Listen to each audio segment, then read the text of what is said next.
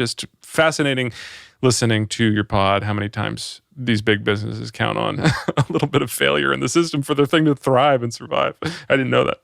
I don't know how you can't anticipate that when you offer a card that lets you see unlimited movies for less than the cost of a movie ticket, how you don't anticipate that everybody is going to use it many, many times a month. That and so much more coming right up on today's episode of The Pod Spotter.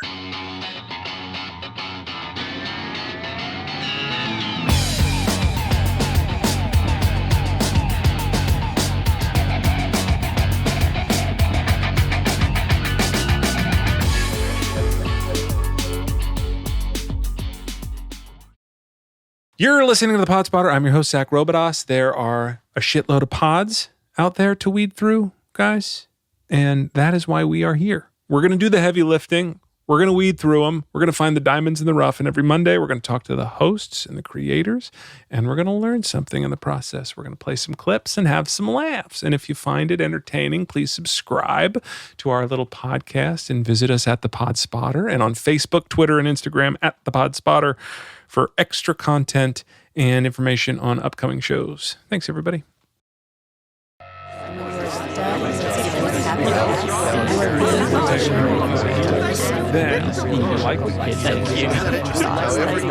Facebook, Twitter, Instagram. It's really a pleasure. I've been screening hundreds of podcasts.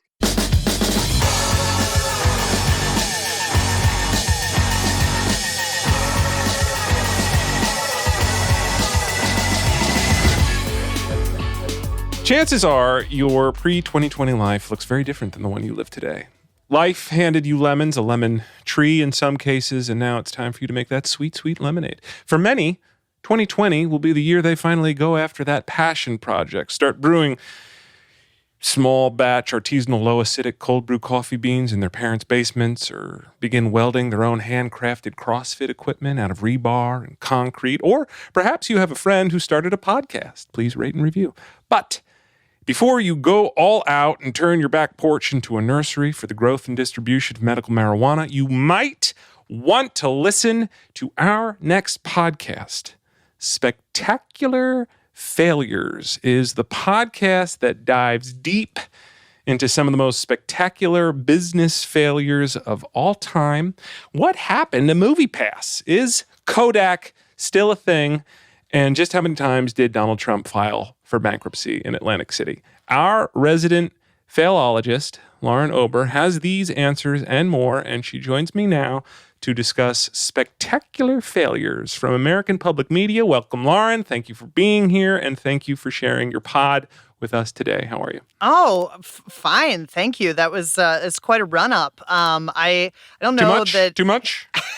I don't know that anybody who really has a business idea, like they just can't shake it, and they listen to our show. Like I don't know if it's gonna dissuade them or help them or whatever. I think I'm just seeing, friends and everyone on Instagram, like they're going for it now. I'm just seeing these small bits, like everyone is taking a shot. And so I think it's a good time to be talking about why businesses fail. I think it's a perfect time to be talking about why businesses fail. Well, right. I mean, listen, I don't want to discourage anyone from going after their passion project. I will say that business is hard, and the bigger you get, the harder you fall. So just things to remember when you're trying to make your craft fill in the blank. I mean, I'm not entrepreneurial at all. And so I have all respect for people who are, putting their entrepreneurial elan to some good use right now. But you are a successful podcaster. And so we have some lessons to be learned from that, at least. Yeah, I don't have a business background. I don't have an MBA. I'm just a person who is curious about these human stories, these business stories. They're just human stories with a lot more money attached, I think. And that is the premise of Spectacular Failures. And you've been involved with some of our favorite shows here, making you sort of podcast royalty. So we're doubly excited to have you here. Not podcast royalty, but I 99% Invisible, Criminal, NPR's The Big Listen. You're fancy. You're I've done fancy. a couple of things. I mean, it's nice because I've gotten to watch the evolution of podcasting, or particularly of audio, of the medium that I really enjoy. I've always enjoyed. I was like a public radio listener when I was a kid. I had to wake up really early for school, and so my alarm clock was the public radio station in Pittsburgh where I grew up, which is ultra nerdy, but I really loved it. I never thought that like being on the radio was a job that people had. I think I got into it at the right time when podcasting was starting to take off, and there happened to be jobs and then more jobs and then more jobs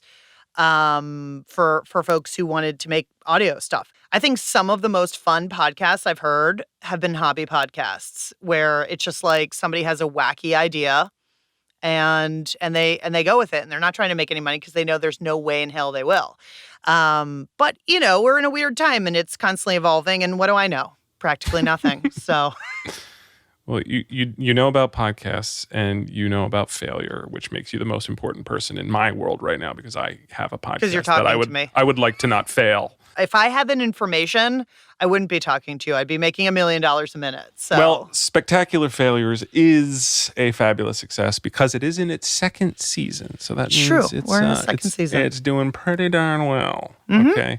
And we should talk about some of the stuff that you've learned from your Spectacular Failures now on its second season. I don't know where you want to, if you have favorites that you want to dive in, or I could just do this sort of Spectacular Failures mixtape. I think the first one that certainly jumped out at me was Movie Pass, the Spectacular Failure that is Movie Pass. I think that we all had that sort of thrifty friend that, like, you know, in the mid 2000s when you'd go to the movies, that friend would pull that thing. You're like, what is this? What the shit is this? You get for free? What? It was like this sneaky little awesome thing. Right. What right. did you Pay learn? like $9 and see 10,000 movies in 1 month. I mean, I had a friend who actually was in the show, Najee, and you know, he was unemployed for a little bit. I mean, he willingly was unemployed. He left his job and was looking for something else, and then just went to the movies like 300 times a day. And was like, this is a great deal. And if, you know, I mean, MoviePass has since, you know, flamed out. It is no more. Mm-hmm. But we got this CEO that not the founder, but the person who sort of ended up acquiring the app to talk to us, and that was, there are very few. This should not surprise you. There are very few CEOs or people in charge who want to talk to us about how they ran something into the ground. So so he talked to us, and he was very, very excited about the position of MoviePass, and was like, you know, just super bullish on it. It was like, they're gonna, you know, it's gonna do this, it's gonna do this, and we're gonna create a movie studio, and we're gonna have all these, we're gonna be able to get fans on the lot, you know, so that they can see like it's like this premium service and all of this stuff. It was probably ahead of its time because now like every movie theater came up with their own program just like that. Just to sort of think about all of the episodes that you produce, it's something like 18 or so. I lumped 20. them into 20. It is 20 proper. Yep. I lumped them into 4 basic groups of failure. And the one that came up the most in season 1 was failure of its own success. And that seemed to be a bit of what MoviePass suffered from. For a time, you talk about how it worked. It was that too many people used it, right? Mm-hmm. I want to just play what you learned about breakage. Yeah. Now, a lot of startups operate at a loss for a while. Rideshare services Uber and Lyft lose money on every single ride. Netflix, Spotify, and Snapchat also leak cash. And it took years for tech titans Facebook and Google to make any money. But MoviePass wasn't capitalized for the kinds of losses they were incurring. Remember, they were only expecting to pick up 150,000 users in a year after dropping their prices. Instead, they reached that in 2 days. They were just having to pay out for too many people. See, MoviePass was banking on something called breakage. In business, that's where you count on a certain number of people paying for your service, but not using it. That's why gift cards are big business for, say, restaurants. People buy them, but they never get used. We don't mind if it's $11 and we're charging $9.95 a month, because chances are you might not go to a movie every month. And then there's breakage in the other ones that just don't go. So that offsets the ones that go to a movie a month or 2 movies a month or 3 movies a month. If they were paying out more than $20 million a month, far more people were actually using the service than they expected.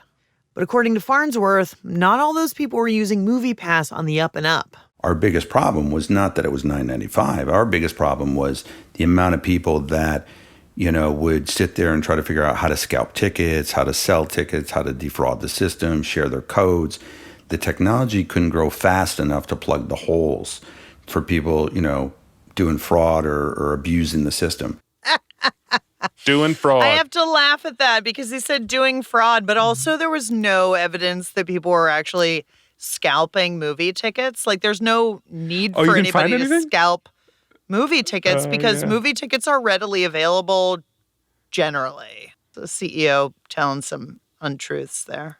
The first bit about breakage, though, makes me think of like every airline, how they are sort of always operating at like, we oversell it because we just think breakage. Like, we think some people aren't going to show up. And it's just fascinating listening to your pod, how many times these big businesses count on a little bit of failure in the system for their thing to thrive and survive. Right, right. Yeah, yeah. And it's all, I mean, obviously they employ teams and teams of, data scientists and researchers and people who sort of comb through user behavior and all of that stuff. But like, I don't know how you can't anticipate that when you offer a card that lets you see unlimited movies for less than the cost of a movie ticket, how you don't anticipate that everybody is going to use it many, many times a month.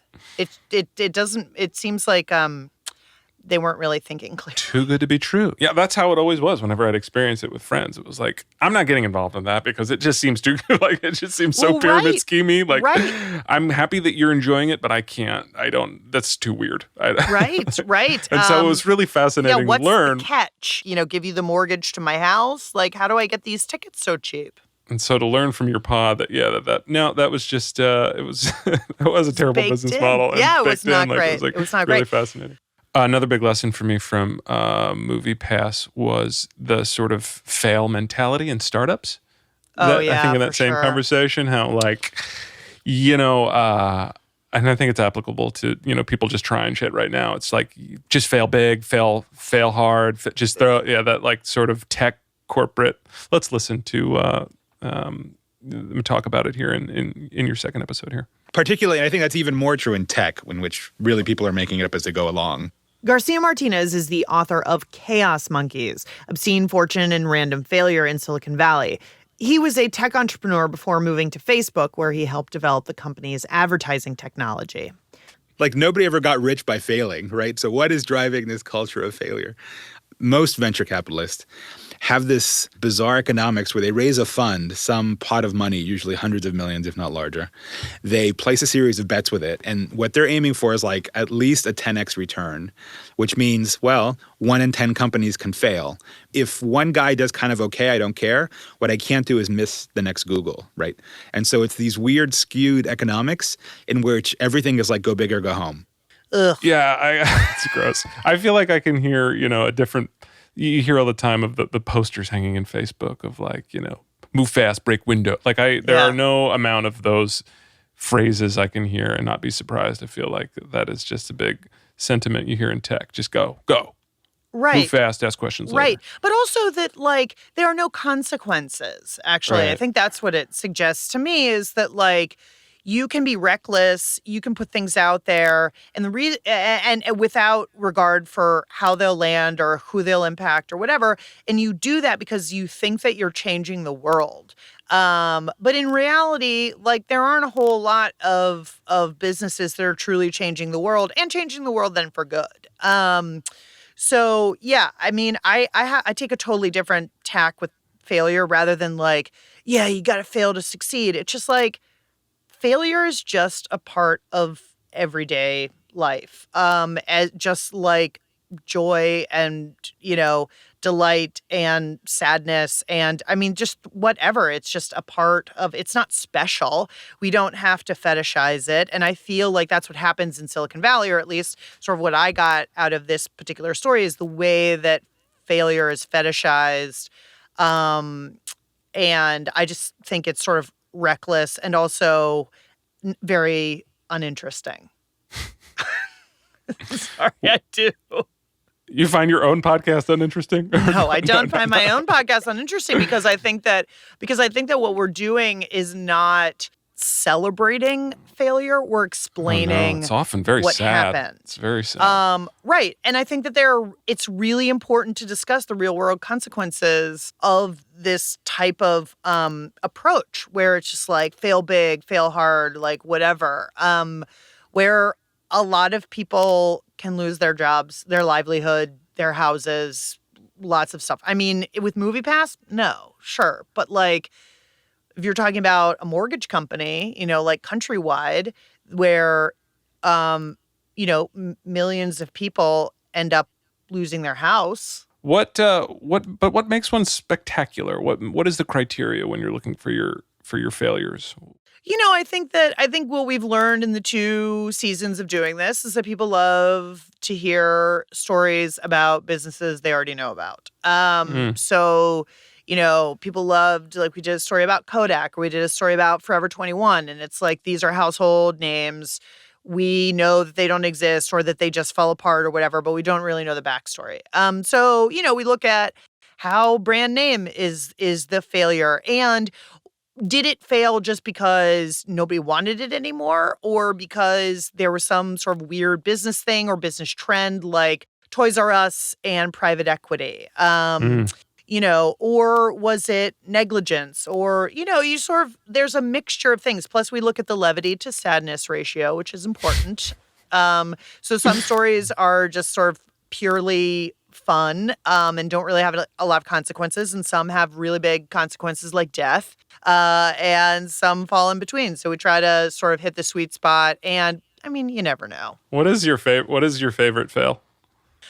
Of this season, of our second season, was a story about a Broadway company called Livent. Yeah. Yes, which nobody has ever heard of, but people have probably heard of the shows that they produced and the fact that they won multiple Tony Awards, but that there was like actual accounting fraud that was happening to the tune of, hundreds of millions of dollars. And that one we commissioned an actual musical theater tune to describe the fraud. We put it in song. He said, "Don't tell the new investors about the kickbacks we'll all get. A couple extra thou in cash, big spender, and then we're all set. Don't tell the new investors. It's an ensemble number 2. You get very excited about musicals. musical It is theater. it's a transportive episode, and Thanks. it also felt like a cult. It also felt like I was listening to, you have this very charismatic sort of totem head figure that is just like sort of running roughshod all over these people, goes to jail, gets out, and then does like the same thing over again. People are just like, it sounds like he's just a super interesting dude that Oh, yeah. Yeah. I mean, started this. what is interesting to me about so many of the sort of visionary CEOs is that they, that their absolute belief and faith in themselves, in their idea, and that in the fact that everything will be okay. I feel like that's why I can't be an entrepreneur, because I'm like, everything is terrible. I don't know why I did that. You shouldn't trust me, Totally. I said earlier, like I just to manage this, I lumped them into 4 categories: failure of their own success, failure to innovate, failure of loyalty, and failure of hubris was the last one. And I could have just put them all in there, because so many of your spectacular failures, exactly right, comes down to just one person's singular vision. Despite the evidence around them, they will push their company to the limits. And is that just what it takes? Is that what No. is that what, I mean, but is that what it takes to be one of the successful ones? A Bezos, is that sort of, in order for, I mean, I don't any of know. us to Like, be- I think obviously you have to believe in your vision, and you have to not listen when people tell you no. I think that you don't have to do illegal things. I think that you don't have to do sub-legal things. I think that you can succeed and still treat people well. I think that, I mean, one could say that the reason why we don't have a lot of, or have had no companies run by women featured as failures is because women are not doing the same types of things. Also, way fewer companies run by women. But I think that there is like a particular approach.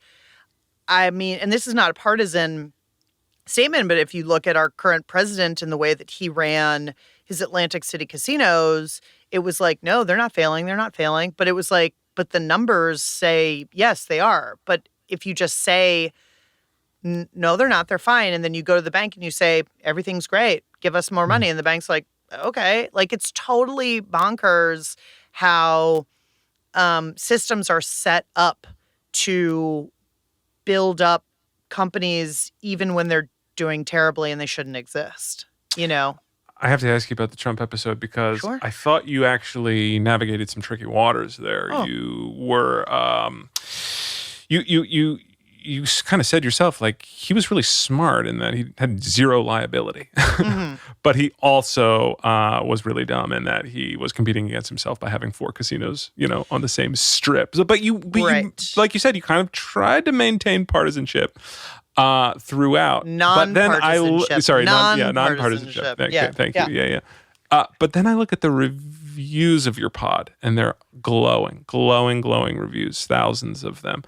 And then the 1 stars are very partisan. Were you expecting the backlash there, I guess? If people want to sound off in our reviews, they're welcome to do that. All of our stories are fact-checked and checked by a lawyer if that company still exists. We are very careful about that. We are rooted in journalism. We are not out here for fun. I mean, our parent company is a media company, and it's very important that we maintain those standards. And in our case, the Trump casino thing was well in the past, although it has resonance now because when the New York Times reporting on Trump's taxes came out, one thing that was noted in there was that he had personally guaranteed many of these loans that are going to become due in, 2 years or so, where he will be sort of overextended and very vulnerable.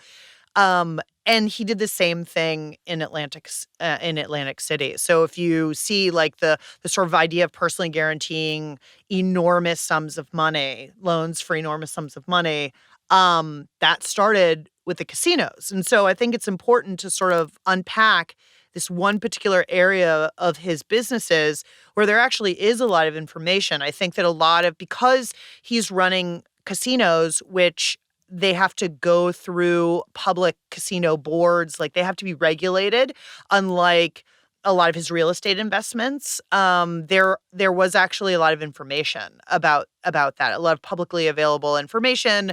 But all you need to do is go down to Atlantic City yourself and see the shape that things are in. I mean, his one casino that was on the boardwalk there has been boarded up for years. And it still says, they pried his name off of the building. But the outline is still there, which is even worse, in fact, I think. But you can see this sort of decrepitude that was left in his wake. And again, like, that's not partisan. That's just you're using your eyeballs, Yeah. Another sort of common trend from all of your spectacular failures, and one that was involved with the bankruptcy down there with Trump's casinos, was junk bonds. And it felt very much like 2008 again, listening to your pod, because I was like going back to Planet Money and all those podcasts that made me fall in love with podcasts initially. And it was just like learning about junk bonds again. I was like, oh my, PTSD and stuff. Like, that is a big indicator of your business is going to fail if you got involved in that, huh? Yeah. I mean, junk bonds, we also did a story about Lincoln Savings and Loan, the savings and loan crisis. Sad. Talk about a sad episode. That, oh my Sure. golly. And people, losing everything. I mean, deregulation, that comes up, that rears its head in a number of our episodes, in that, when you take the, the guardrails off, it's like everything falls apart. And it happens over and over and over again. I mean, it happened with the airlines, and it happened with, the savings and loans. And I mean, it just keeps happening. The interesting thing is that there's so many repeat characters, or people who are shadow players in all of these that are like creeping around the edges. I mean, learning that private equity companies that really are only invested in making a profit are running your town's ambulance service. Like, that's concerning to me. Have you heard from any of these folks that, from any of the digging that you've done? Have you heard back from anyone from season 1 of like, just in terms of like how you were representing them or how you were representing their failure or any of this? No, everyone's pretty much happy with. I mean, I wish I could tell you that somebody like wrote an irate email. No, I mean, Wow. Yeah. I mean, even people who or companies that are known to be extremely litigious. Yeah. I'm not inviting a lawsuit. I'm not like hoping for one. But no, I mean, but that's because the what we lay out is incontrovertible. I mean, it's not opinion at all. And in fact, I mean, we have tons of experts and it's very well vetted. And I mean, our show has a particular tone to it, and it's a playful tone. And it's trying to make business stories that, it's like this sort of spoonful of sugar approach, right? But all of the reporting in there is super solid. Super solid and often super depressing. And so you're welcome. We got to play a game here or something to get out of the mucky muck because game? We do the games around here. Yeah, I do love a game. You're going to notice a lot of pod swag behind me. You too can be a part of our pod swag wall with this here mouse pad of spectacular failure. It's on a mouse pad, so when you're doing your accounting, who uses a mouse pad anymore? what do they use now? What do people use? I have a mouse pad. Nobody uses a mouse pad. I haven't used a mouse pad in 15 years. Oh, Mac users. Well, I'm still a PC guy. Okay, so sorry. I'm on it. I don't mean to yuck your yum. Someone is going to use this. They will. No, it's just going on the wall. Well, maybe it's going on the wall. If you answer me these questions 3, we're going to ask you 3 questions about your very own podcast. Answer 2 out of 3 correctly. Spectacular Failures makes the wall. 3 questions. Here we go. About your very own podcast. How well do you know your pod? Question 1. What is the Schlitz mistake?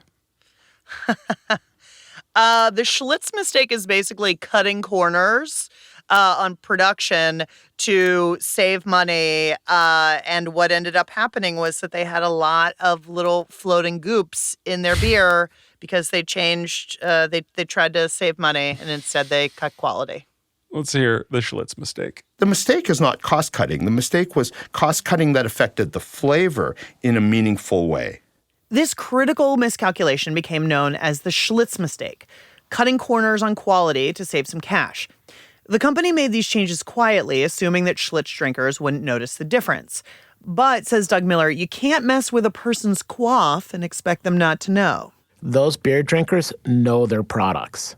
And beer drinkers are a finicky bunch. If you change their beloved product, they will revolt. Very ding, good. Ding, ding. Oh, my God. And that was our that was the first episode that we made, even though it was not our first in season 1, but it was the first that we made.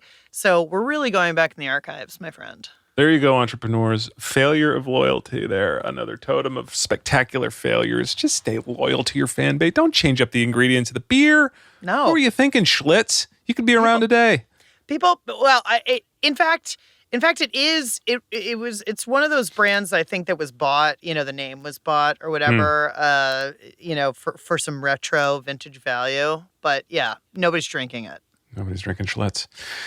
Question the second. What are roll-ups, Lauren Ober, and what is one business that should never do them? Funeral homes.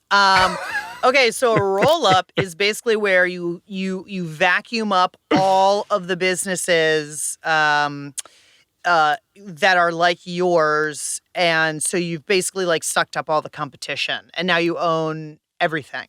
Let's have a listen. A roll-up is a situation where somebody has an idea about how to do a regional or national business by buying up and combining the operations of a whole bunch of little operations. Funeral homes are actually even about the funniest thing you could try to roll up because You aren't going to have a national brand for a funeral home, right? You're not going to have some ad campaign. Right. Don't be funereal, we'll do the burial. I mean, nobody's going to have a catchy slogan about funeral homes, right?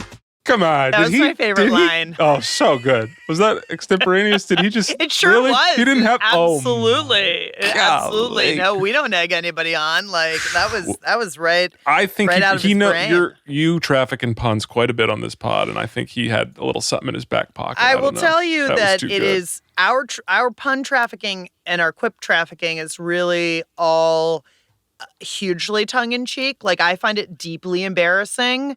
Every single one of those that I write, and I write the script, and I'm always embarrassed for myself. I'm like, when did I become somebody's like dad or even worse, grandpa? No. You know what it reminds me? It reminds me of those shows, MTV shows from the '90s of like Best Week or like I Love the '90s or Yeah. where it's like comedy pundit comments on thing of the like, and it's very nostalgic for me in that way. Nostalgic. Hopefully, yet fresh. hopefully. Yeah. Ooh, I want to. Do I get my third question so I can go 3 for 3? 3 for 3, and then you make it to the top shelf if you go 3 for 3. Right now, you're just a bottom shelf pod. No way. We're top shelf all the way.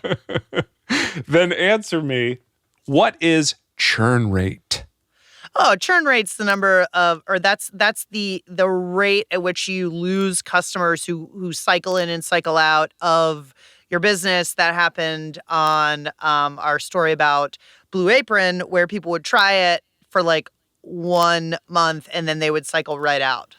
Is she correct? How many customers stick around is measured by a really important metric called churn rate.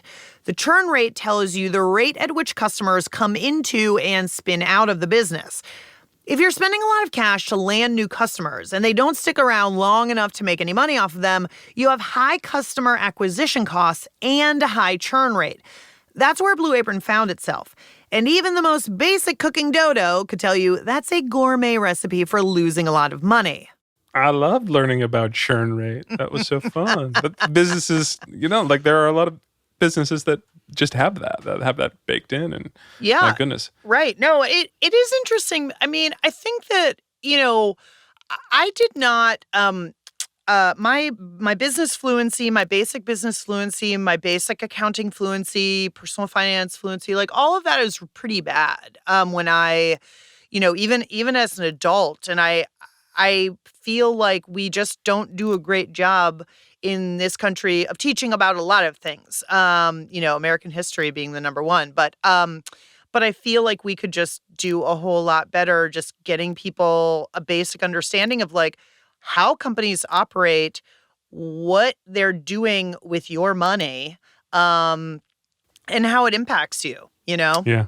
That's why there's podcasts, I think. I mean, that's why I well, fell in love hopefully. with podcasts because I like a liberal arts theater major. So I felt, just behind on all of this stuff and just fell in love with podcasts because I felt like I was learning, even though I wasn't really learning. And that's what your pod does so well. You're thanks. learning, but you don't feel like you're learning. You're tricking That's the people into goal. learning. That's the Yeah. goal. Yeah. Tricking people into learning with like very bad puns, but a lot of incredible experts. Yeah.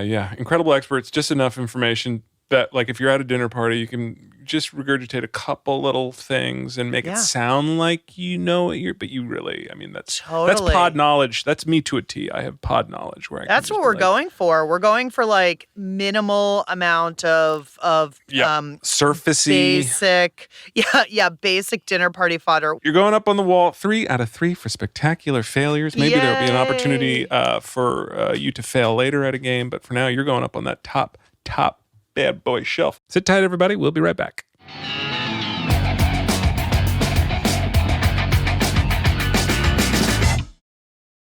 We are here to fill the role of looking for great content for you. Now, if you like this show, please check us out and subscribe. Visit thepodspotter.com and on Facebook, Twitter, and Instagram at thepodspotter for lots of good stuff. Please leave a review if you have a second. Subscribe, rate, review, judge us on Apple Podcasts, and help spread the word. We release every Monday with a review of a great new pod, and we're just going to keep going whether you like it or not. And if you have suggestions for pods to feature, please drop us a note on any of those social media platforms, and I do appreciate it. Thanks, everybody.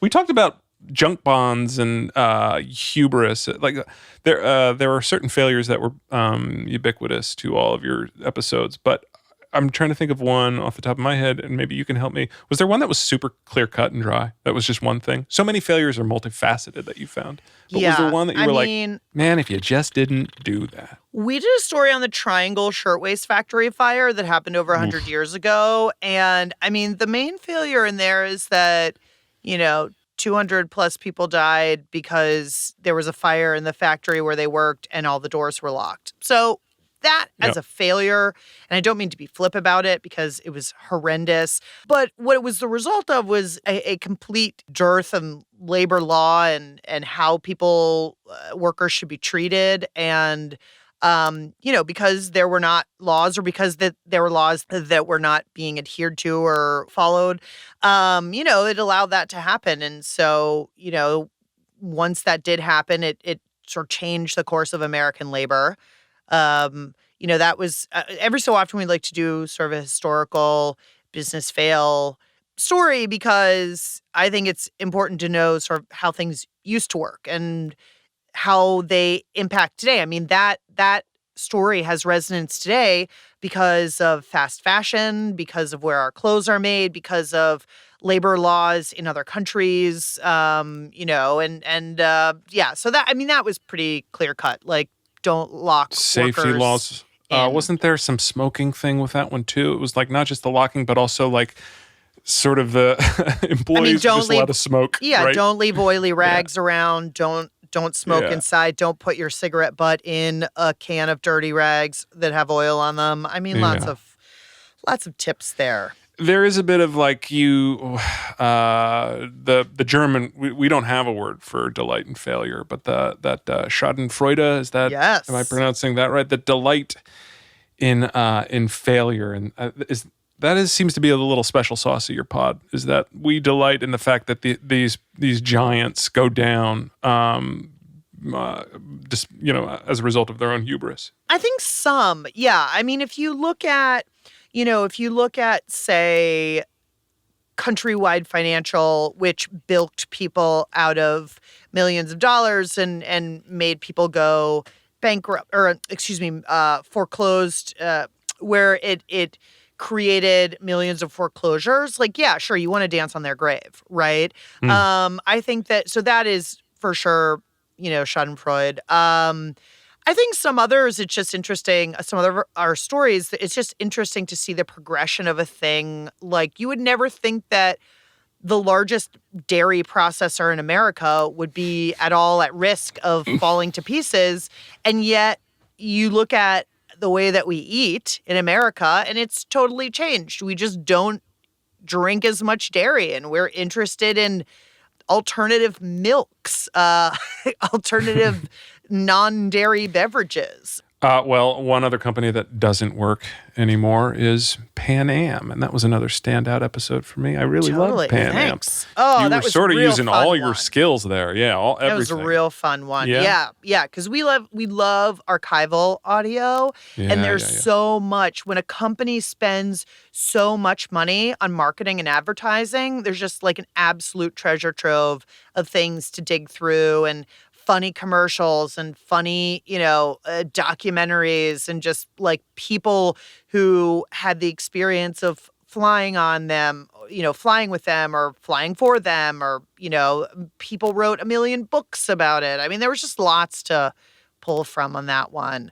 There's a ton of media about it, but I feel like I could still hear stuff, even in your pod where I was like, wait, what? They did what at Pan Am? Yeah. Let me just play some of the standards of the Pan Am employees. Yeah, please. How did you have to present yourself? What were the rules around that? Well, that was the part of the equation that I was terrified about because for my final interview, I was pretty much starved to it, I think I was like 103 pounds or something. Oh, no. Yeah, because I was so afraid I wasn't going to make the weigh-in. We had a little allotment if you were small, medium, or large boned.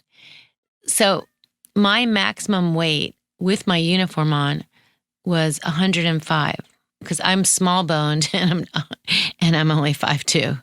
I think we can all acknowledge there's something deeply troubling about this. My roommate, after training in Miami, she was fired for being 4 pounds overweight. Oh. I know, isn't it? It's just. I mean, 4 pounds now, is 4 pounds is like great. You had like one hamburger and you have your period. I was gonna say, exactly. That's Could nothing. just be a bad couple of days. One hamburger in a period would be a really good podcast. Also, now that I think about it. Yeah, it's so interesting. The sort of golden age of flying, the jet age, the sort of nostalgia of it, you know, people sort of jetting around the world, like a particular class of people jetting around the world with these sort of beautiful women attending to them, like, and getting, you know, roast beef, like, cut table side, seat side. I mean, it's crazy. Like, I watched a video where an actual Pan Am flight attendant tucked a person in with the blanket. They tucked them in. Like, you're lucky if you can get a water on a flight now. And that's no slam on a flight attendant. Like, their job has totally changed these days. I mean, it's a completely different animal than it was when in these sort of these glory days of flying. But yeah, 105 is insane. I mean, I think the last time I was 105 pounds was in 5th grade, you know. Definitely a little schadenfreude in watching Pan Am go down. Didn't mind. Yeah, but you know what was interesting is that, you know, we interviewed the founder, Juan Tripp's son, Ed Tripp, who is very much involved in the sort of Pan Am historical foundation. You know, he wants to preserve the memory and all that. And he really liked the episode, you know. So it wasn't like our job is not, you know, we don't want to crap on anybody who doesn't really deserve to get crapped on. I mean, I think there are a lot of people that make bad decisions, right? And you make it with information that you have, and sometimes you make it with, you know, you're influenced by, you know, greed or shareholders or whatever. But it isn't often like deep malice. You know, it's often just like extremely bad judgment. Yeah, you said it earlier that often these CEOs are doing, you know, they come to it with altruistic, you know, ideas, and they just want to make the world a better place, and they often just get sort of caught up and tripped over their own. Yeah, totally. Pride. I mean, Juan Tripp had this very particular vision, and I think for a lot of people, particularly CEOs, they get married to a vision and they can't retack. And that's what I've learned is that there's a real sort of, particularly with founders, a real inflexibility. Yeah. And that is a lesson that, you know, you kind of need to like roll with the times. Like, you know, if people aren't interested in buying milk, maybe you don't double down on milk. Maybe you figure out what do they want instead of saying, no. If we just advertise to them more, they're going to want milk. Yeah, Pan Am did that with planes. Let's just double down on planes. Trump with casinos. Vent did it with shows. Sure. Forever 21 just started buying a bunch of retail clothing stores when clearly that trend was going away. Let's go bigger. Like, go big or go home, baby. If we can just go super big, we're going to change the tide. And it doesn't often work like that. But, you know, a lot of these are public companies and they have shareholders who are like, we want the cash, like wring out every bit of profit possible for us ASAP. So it's hard. It's, you know, people are, I don't envy a CEO. It's funny that just failure in the business world is so like that mentality exists when you think about it on the micro level. Just individually, people are right now just so afraid of becoming part of a fail compilation video on YouTube. You know, like failure on our small human level. Those are my favorite they're the best. videos. They're the best. I will watch model fails, like models runway walking and falling off. But it's 100,000 times in a row. But it's having this negative effect on folks, on kids, on like the teens in my life. Sure. Like they don't want to try anything. They're too afraid to fit. They don't want to put themselves out there. And so it's just funny, the dichotomy between that on the micro and then on the macro. I don't get that. Most of us have to ask, like, if we fail, like, is anybody going to die? Am I going to immediately be made homeless or penniless or whatever if I make a mistake? And if the answer to those are like no, then it's probably okay to have some trip ups here and there. I mean, I certainly have. If I'm not failing 4 to 5 times a week as a New York actor, then I'm probably not. Like it's baked into my existence. I require it.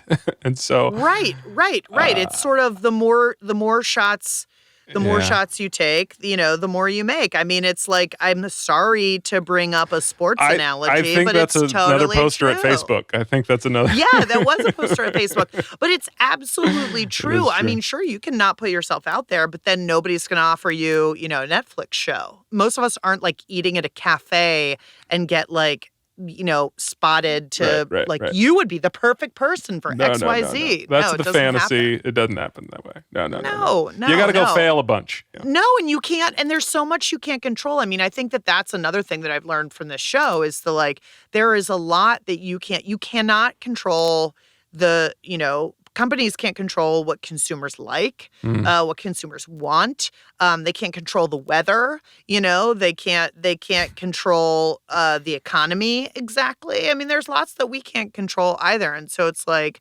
what are the things that you can manage? I want to see if I can get you to fail. Well, since you were so perfect for the last game, let's see if we can get some failure out of you here with another game. Oh boy. That we like to call Pod or Not Pod. This is Spectacular Fails Edition. I've included some puns just for you. Oh. I'm going to read you the name and description of a couple podcasts. You tell me which one is fake, which are real. Only one is fake. 2 are actual podcasts. Are you ready for Pod or Not Pod? All right. Ready? Yeah. Podnography.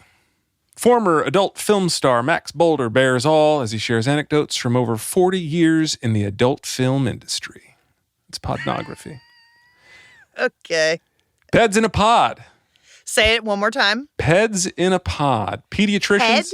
Peds in a Pod. Pediatrician Ashley Gringsberg and David Rayburn discuss all things trending in the world of treating your children. Peds in a Pod.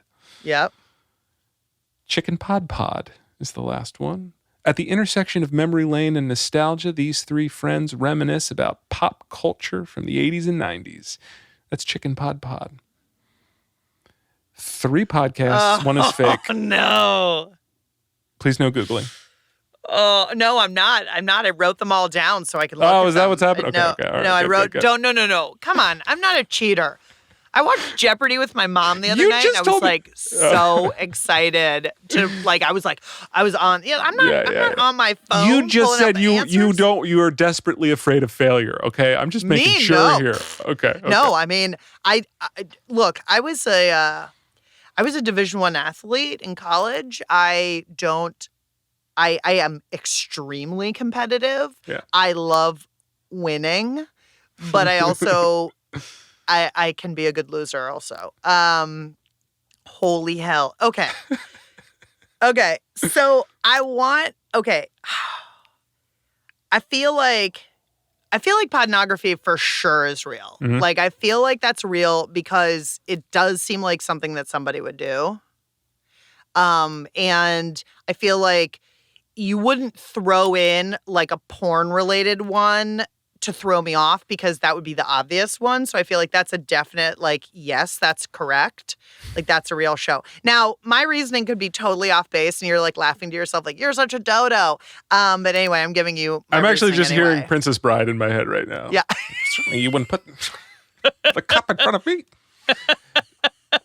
Okay, so Peds in a Pod, pediatricians, that's just boring enough to be real. Peds in a Pod. I'm sorry to those people if it's a real show. And then Chicken Pod is that's ridiculous. That's dumb. That just sounds I feel like if that's real, those people should be ashamed. But also, was chicken have to do with anything from the 80s and 90s? I don't know. My gut is saying that the chicken one is false and that the Peds and the Podnography are correct. Well, never trust a Sicilian when podcasts are on the line because Podnography is fake. I double reversed you by putting that one as the fake one. That is a good one. Podnography, really good one. when I searched, I couldn't believe it. I couldn't believe I had to go one pornography. more step. Yeah, yeah. I had to go one more step in that because I should have done the triple. Yeah, you should need to do Shit. triple. Yep. This is embarrassing because I truly doubled down on that. I was like, no, absolutely, that is the one. Not as embarrassing for Peds and the Pod producers who Sorry. were just boring enough to exist. It's actually a delightful little pod, and I'm sure they're solving problems. I'm sure. I every mean, day. good for Yeah, no. look, good for them. I Good for love anybody. that the medium allows everybody with every kind of out there interest or quotidian interest to like have a show about it. Like, God love you. I respect that. Another sort of tagtail sign of a popular podcast is when a podcast has a nickname for its fan base. Does Spectacular Failures have a nickname for their fan base? No. Come on. No. Not yet. Not yet. No, I mean, we don't like we don't have like murderinos, like my favorite murder. Yep. No, I Not mean, yet. we don't. Okay, I'm going to give you three options. We're just fail fans. I'm going to float three options for your fan People are base. just called failures, I guess. Yeah, give me those options. Okay. You got Fantaculars? That's just spectacular and failure flipped around. Yeah. You have a problem with that? This is kind of Not a problem Okay. at all. Uber Obers? Less good. And Schadenfreudes, because they delight in failure. They get pleasure out of. They're sick people that listen to your podcast. Yeah. I mean, all of those. I applaud your effort. Thank you for your thought on the matter. We will take it under advisement. It's the end of our podcast, and no one listens to the end of podcasts. That's my whole thesis on podcast. Well, maybe if you put something good at the end, then I am. they'll I'm listen putting to little it. sneaky secrets at the end right now. It's the last 5 minutes. I think it's the last 5 minutes. We put a little Easter egg at the end of every episode. It's all from Ira. Beyond the credits. That's all Beyond from the Ira, right? credits. We all do. We all steal from Ira in This American Life when he does he bags on his producer, and then he uses the clip from from an episode. So we just figured like there's a lot of fun material that we get from guests, and the guests are often fun and weird and interesting in ways that don't really make sense for our show to put in the body of it. And so like, why not whack it at the end? Well, no one's here anymore. They've finished making the Blue Apron, which is a success, even though it's featured on Spectacular Failures. That's the one that is sort of ambiguous. That's the one that you leave open-ended, which I like of all your You're like, we'll see what happens. Well, one thing that we had to do, we had a story list totally set for our second season, and then Corona happened, and I'm sorry to be boring and tedious and talk about coronavirus like 900 times, but it really did have a massive impact on our work. But Blue Apron was interesting to us because it was on, the fail watch, God. You have a fail watch. And then all of a sudden it was like, oh, everyone's at home and they want to eat healthily and they want to make food, but they don't want to go to the grocery store. And it's like, ding, ding, these boxes of prepackaged, ingredients are what's going to save us. I mean, they were exploring a sale before coronavirus. And then, and then all of a sudden it was like, wait a second, let's turn it around. Let's see what we can do. So that's an interesting thing. So yeah, I mean, it was not like, it just goes to show that like all of our episodes don't follow a neat and tidy track. They're not all like we did a story about U-Haul, and U-Haul obviously is around and ubiquitous, but the family failed. The family fell apart. His vision of like, it's a really interesting episode. He had that vision of everybody in the family is going to have a role in the company. And it's like, anybody that knows anything about families and business, like, get out of here, pal. Oh my! But that is, God. You're right. You feature different types of failure on this show. It's not just business. It can be personal, interpersonal failure. Yep. Yeah. I think that episode in particular was hard to do to get any of the family to talk. Also, to not get sued into oblivion was also a concern of ours. But we told a totally true and accurate story.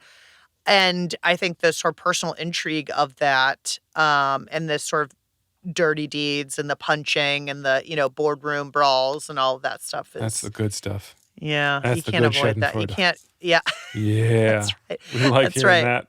That's right. Boardroom punches. And then, the TV show Succession happens, and we're like, this is basically that story. Yeah. It is. It is. They didn't know who to appoint, basically.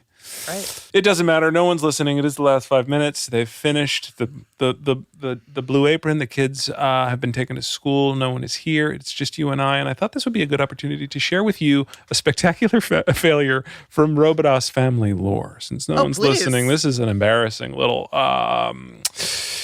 This is a big business fail. Back in the early 80s, I was just a small wee lad, a baby, in fact. Ma and Pa Robidas had a little company that they started. Before I tell you about the company, I should mention Mom would later go on to get her doctorate. She was a reading specialist for a year, highly educated woman.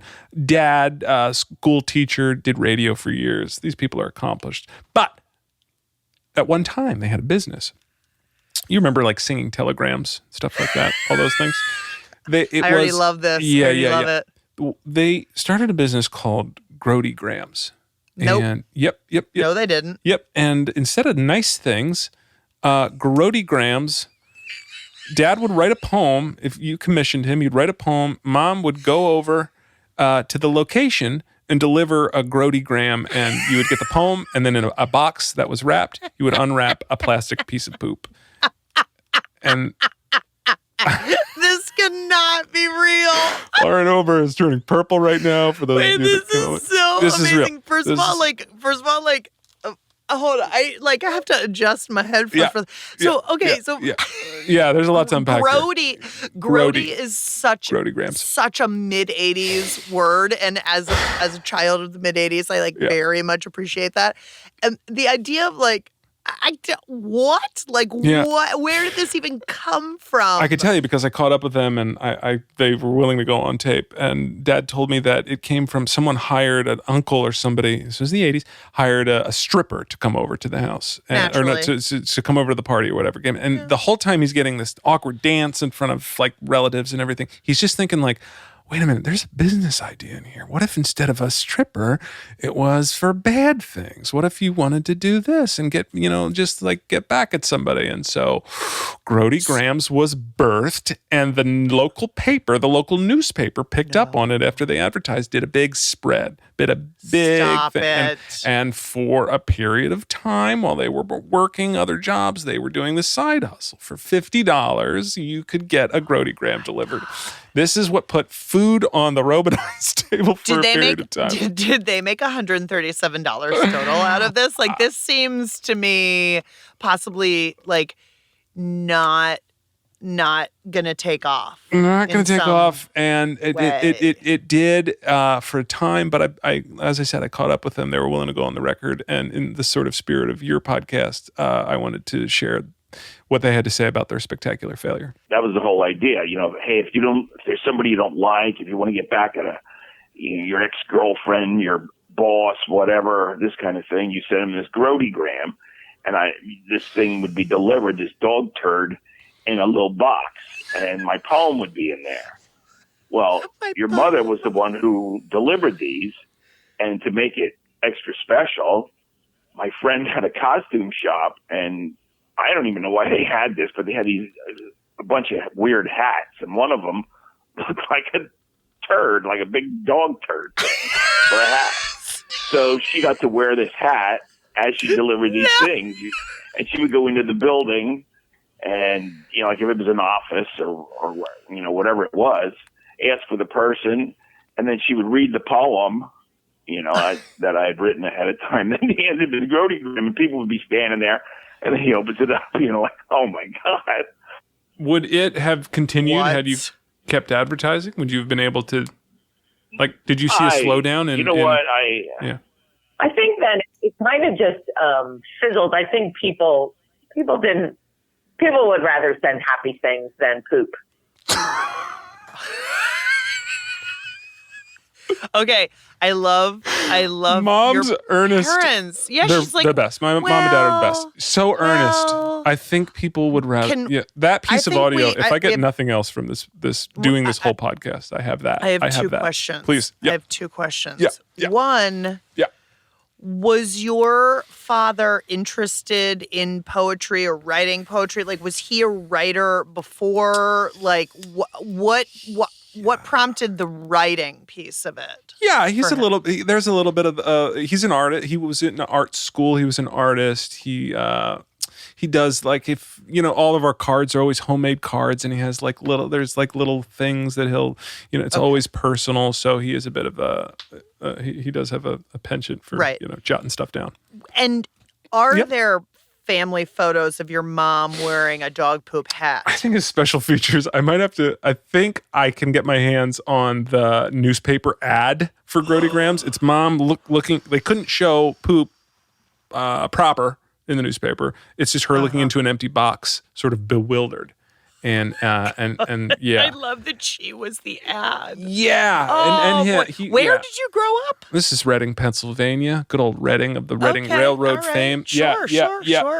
Industrial town. Industrial, hardworking, poop peddling town. And people did what they had to do to get by. My goodness. I respect that. I respect the this sort of gusto that it would take to do that. Though, they're not that far off the mark, because now you can buy, if you wanted to send somebody an envelope full of glitter, which when they rip open, and then it gets everywhere, or you can send an envelope full of mayonnaise. Oh, so they rip it open and mayonnaise squirts everywhere. I mean, there are lots of these sort of retaliatory things that you can send to people. You could send ahead of their time. You could send Jehovah's Witnesses to people's houses as a retaliation. Spectacular failure, but shouldn't have been. I don't think it should have been. I think they should be still selling. Well, there's no reason why you can't resurrect that. I am the successor, the heir. The heir of the Grodigram fortune. Zack Robidas, heir to Grodigrams. Yeah. That would be... It has a great ring to it. At dinner parties. All of my scenarios involve dinner parties for some reason. I'm a big dinner party guy. How fancy are you? I am booked solid on dinner parties, okay? I have a lot. I've been invited to 2 potlucks, that's it. Podluck, the new podcast by Zack and Lauren, where they discuss some of the potluck do's and don'ts. You don't think so? For me, it would only be potluck don'ts.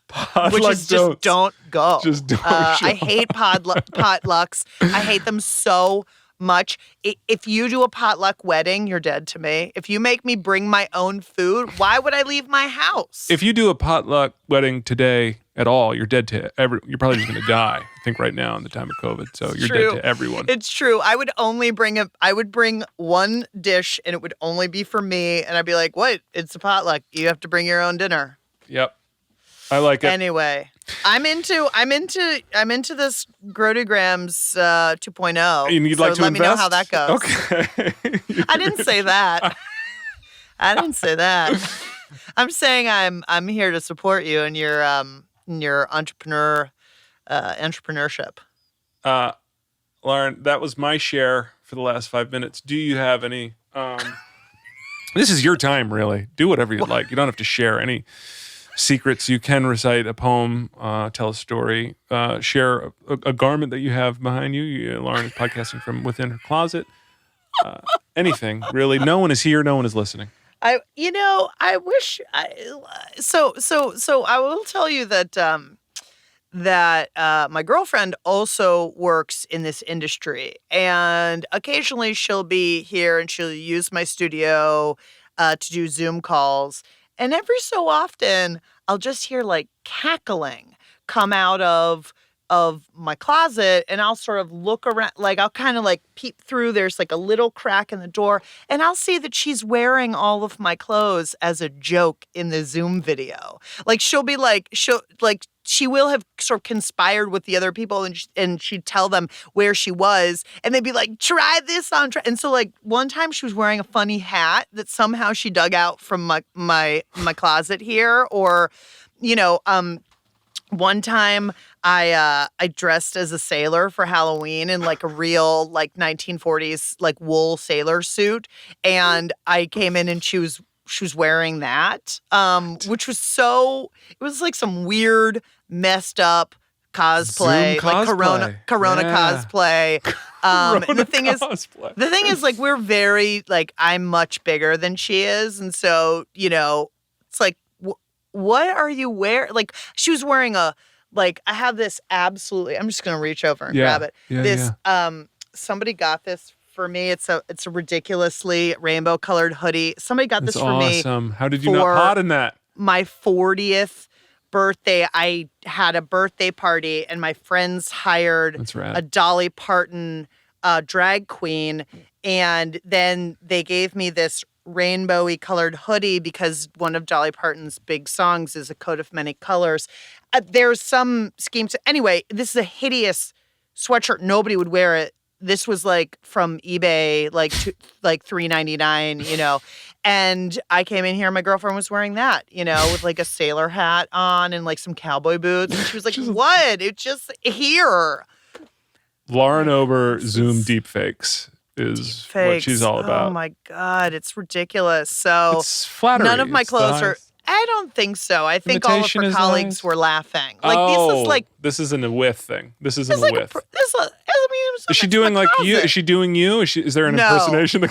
No, they're like, no, all of them are egging her on. Like, what else is in there? Like, what else can you find? And she's just like digging through like motorcycle boots, cowboy hat, blonde wig, cheerleader outfit, You have like the coolest wardrobe, clearly. Well, the thing is, also have a friend at a costume shop like my father? No, I don't. But, I am gay, and I used to have a drag bag like a lot of good gays do. And, I'm much older and decrepit now, and so I don't do any fun things like that. But I have the remnants, the clothes that I can no longer fit into, So anyway, that's all I can tell you about my closet here. My dog is sleeping in the corner here. This closet is probably about, maybe if I'm lucky, like 5x4, and it's me and the dog.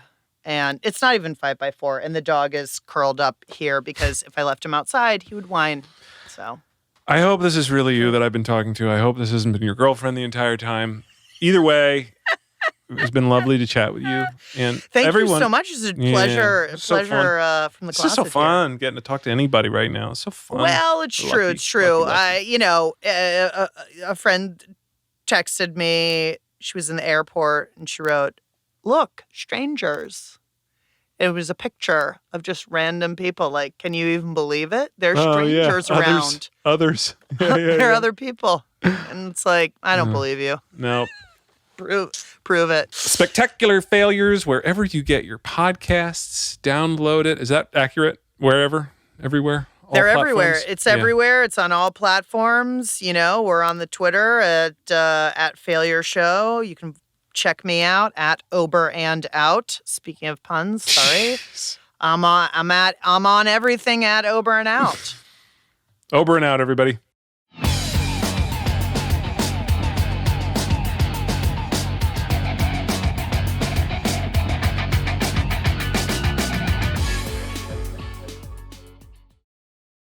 This has been the Pod Spotter, where we showcase the pods that we think you need to know about. If you have one that you think that we should know about, please let us know via thepodspotter.com or on Facebook or Twitter or Instagram at thepodspotter. Thanks, everybody.